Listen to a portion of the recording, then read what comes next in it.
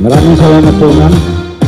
Sa atin pong kanina, hindi dapat munang sabihin ko, dapat ito. Ang ating guest speaker, unahin ko na muna.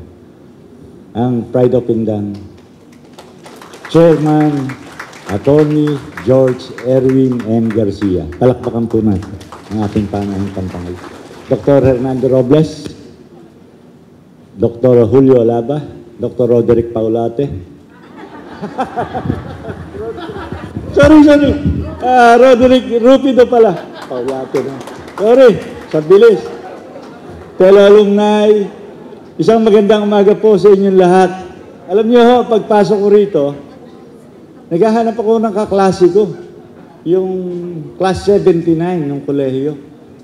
Parang si Kadyo lang ang nakita ko. Si Kadyo Peranil, nag-iisa. Yung mga nakita ko mga dating professor ko, si Dr. Alex Pere. Sir, good morning.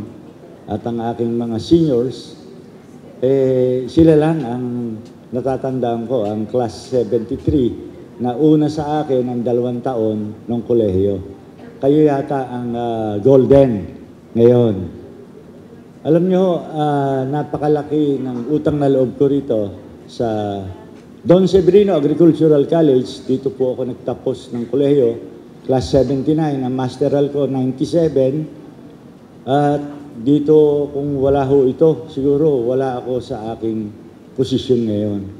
Napakalaki ho talaga. Hindi ko ho malilimutan, binabanggit nga ho ni Presidente kanina, na maalaala natin yung pinanggalingan natin. Dito tayo nagsimula at dito hanggang hindi natin maabot yung ating mga pangarap kung hindi po sa Don Severino Agricultural College.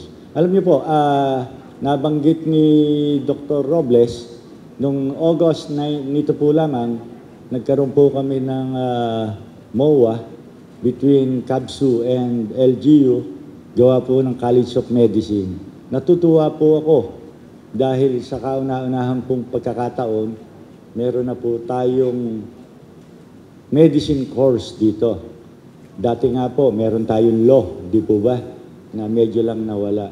Dati ho kasi, ang kurso lang ho dito nung panahon namin, PSA, major in agronomy, animal husbandry, education, meron pa yung ag-ed, kung tawagin namin, at kung kayo magaling-galing, maabot mo yung GPA na 2 pataas, makakapag-major ka na economics.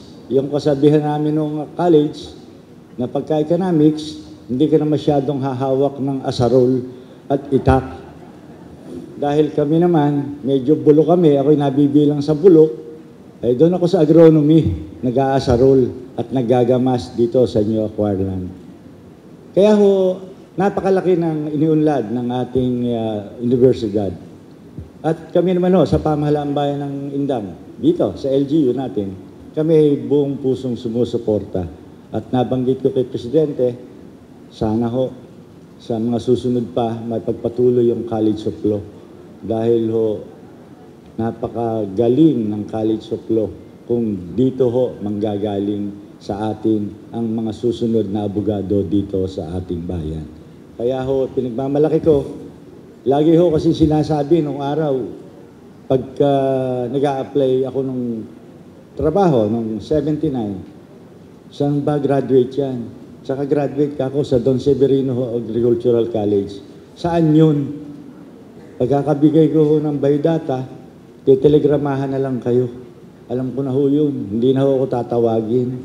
Dahil ho, para bang hindi masyadong kilala during that time ang DISAC. Pero ngayon ho, pinagmamalaki ko talaga kung wala ho ang DISAC, ang Cavite State University yan, ay talagang hindi ho namin aabutin itong mga posisyon namin ito. Kaya ho, nagpapasalamat ako sa pamunuan, kay Dr. Alaba, sa lahat ng opisyal, na ipagpatuloy ang pagkakaisa at higit pang pagpupunyagi para ho mas lalong mabuo natin itong alumni association natin ito. Muli po, isang magandang umaga. Maraming salamat po sa inyo lahat. Okay.